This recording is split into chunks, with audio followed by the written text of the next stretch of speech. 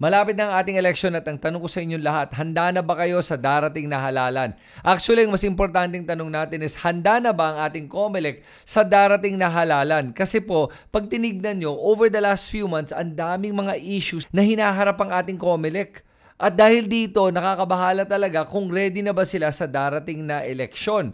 At syempre, importante talaga na dapat na mapatakbo nila itong election with integrity, na walang problema, at dapat believable yung mga resulta nito. Kaya, tignan natin sa video na ito ngayon kung ano ba yung mga dinaanan nilang mga issues at yung mga posibleng issues na haharapin nila sa darating na election. Unang-una, kasi pag tinignan mo yung ating COMELEC, yung mga nakaraang buwan, ang dami nilang problema na dinaanan.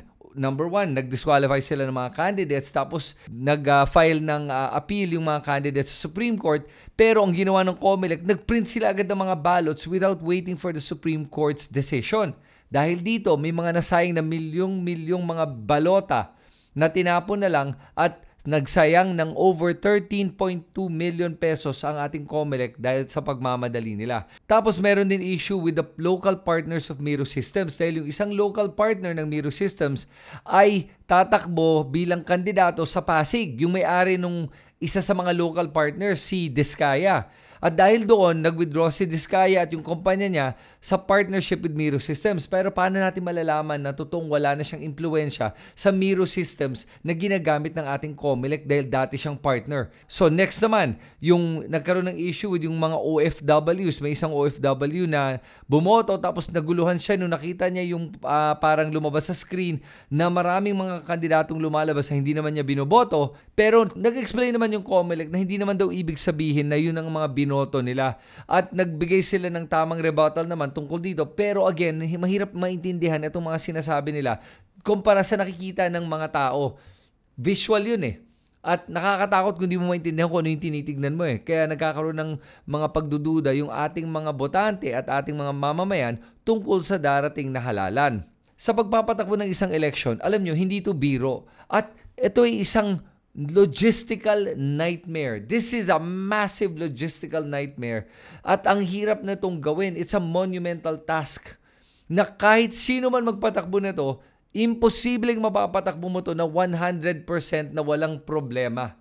Ngayon, ang tanong natin, ano ba yung mga posibleng maging problema na hinaharap ng ating COMELEC sa pagpapatakbo nitong eleksyon na to? Number one, yung automated counting machines natin. Ito ay mga bagong counting machines na hindi pa nagagamit para sa eleksyon. Mukhang hindi pa nga ito nagagamit sa mga ibang eleksyon eh. At first time lang ito gagamitin sa ating eleksyon. Kumbaga parang prototype lang to. Or I'm not sure kung prototype pero it seems like prototype pa lang ito. At ang nakakatakot dito ay hindi pa to fully tested in an actual elections. Kaya hindi natin malalaman kung gaano ba ka-effective to at foolproof ba to until the day of the election. So parang magiging guinea pig ang Pilipinas dito sa mga ACMs na to or automated counting machines na to. At pinagdadasal ko talaga na magkaroon ng maayos na pagbibilang at kapani-paniwala yung mga resulta at yung mga transmission na mangyayari dito. Dahil kung hindi, magbe-breakdown talaga yung ating eleksyon.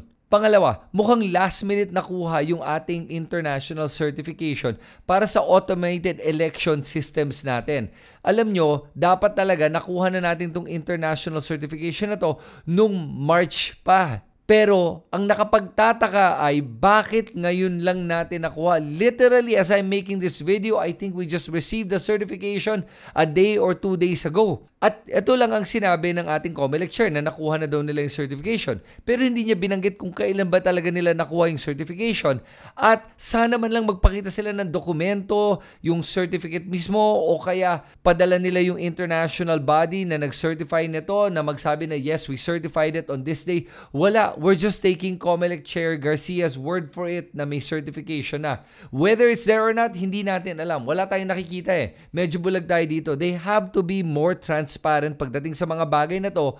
Again, para magkaroon tayo ng kumpiyansa na talagang na-certify nga itong mga automated election systems natin. Pangatlo, yung mga posibleng environmental at technical failures. Ang ibig sabihin nito ay sa Pilipinas, mainit ang ating panahon dito. At posible na tumatakbo tong mga machines na to buong araw na baka mag-overheat sila. Baka biglang hindi na gumana yung mga ballot feeding nila, o kaya yung mga papel mag-jam, o kaya yung transmission magka-problema, o kaya mag-overheat at literally mag-fail. At mamatay na lang itong mga automated counting machines natin. Ang daming pwede mangyari dito. At based on what the COMELEC said naman, meron sila namang mga extra machines na naka-standby in case magkaroon ng mga failure itong mga machines o bumigay yung ating mga automated counting machines. Ang tanong lang, gaano karami ang magbe-breakdown at gaano karami yung mga naka-standby? Kasi paano kung mas maraming nasira kumpara sa mga naka-standby na machines, ay di problema yan.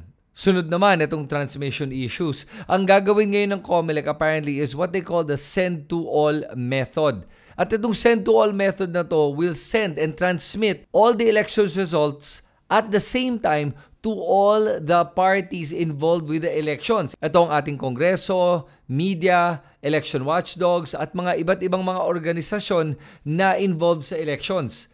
Ngayon, the idea is ipapadala yung eksaktong mga resulta sa mga iba't ibang organisasyon para pwedeng i-confirm na pare-pareho at tama yung resulta na lumalabas para mapakita na walang dayaan. Ito lang ang problema. Paano kung isa sa mga organisasyon na to ay offline o kaya hindi nila na-receive dahil wala silang internet, walang signal, whatever.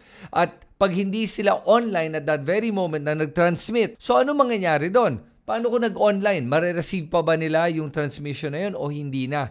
Kailangan natin dumalaman kasi kung hindi na mare-receive yung transmission na pinadala dahil send to all nga yan, doon tayo magkakaproblema sa pagkakamali ng pagbibilang at mga discrepancy sa mga resulta ng mga iba't ibang organisasyon. Kaya sana masagot ng COMELEC para malaman natin kung paano ba nag-work tong send-to-all method na to kung wala siyang retransmit o meron nga ba.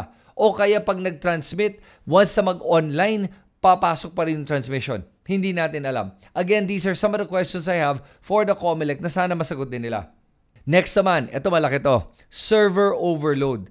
Ang hindi ko alam ay nasubukan na ba ng COMELEC magpadala ng mga milyong-milyong balota all at the same time, simultaneously to the server. Hindi kaya baka magka-server overload to because you're talking about downloading or sending information from over 100,000 precincts all at the same time. Kaya ba to ng bandwidth ng ating server, COMELEC servers, para makuha yung informasyon?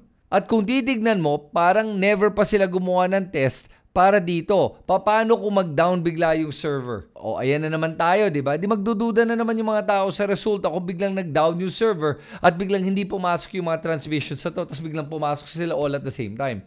Sunod naman, security breaches. Naalala nyo itong si Atty. Respicio, yung isang vice mayor candidate na nagsasabi na kailangan daw i-unplug yung mga automated counting machines natin from the internet. Para sa ganun, walang pwedeng pumasok na malicious code o kaya palitan yung mga boto na pumapasok dun sa automated counting machines.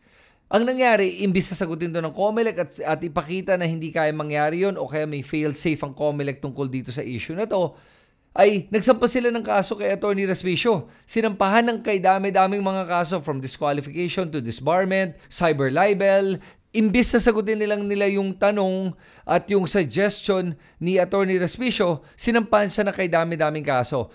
At sana lang para sa akin, bigyan tayo ng COMELEC ng assurance na imposibleng mangyayari to and they have to give an example of how it's impossible na magkaroon ng malicious code o kaya may mag-hack ng system para palitan yung resulta. Wala akong narinig na tamang explanation para dito eh. Maybe hindi ko lang napanood, ewan ko lang. Pero sa pagtingin ko, parang wala pa naman talaga silang binigay na maayos na explanation. Next, ito yung madalas na nangyari tuwing eleksyon, yung mga power outages. Naalala ba nyo nung isang eleksyon natin, biglang nagkaroon ng power outage? Tapos pag balik ng kuryente natin, may nanalo na sa eleksyon. Yan ang isa sa pinakamadalas na nangyari tuwing eleksyon. Imagine mo halos the whole year wala tayong mga brownout. Tapos biglang election time magkaka-brownout. At apparently, sa mga naririnig ko sa mga local elections, nagkakaroon ng mga isolated brownouts o blackouts sa precinct lang, sa voting precinct lang, biglang magba-brownout doon o magba-blackout. Sana talaga hindi ito mangyari at nagdadasal ako na walang mga ganong mga anomalya na mangyari dito sa ating darating na eleksyon. Pero, kung titignan natin ang mga nakaraan, malaking posibilidad na mangyayari ito ulit. Tignan natin. Sana talaga hindi, pero anything can happen at this point. Ngayon, aside from all the possible problems the COMELEC will face na makakasira na itong eleksyon na to, dagdag mo pa dito yung posibleng vote buying.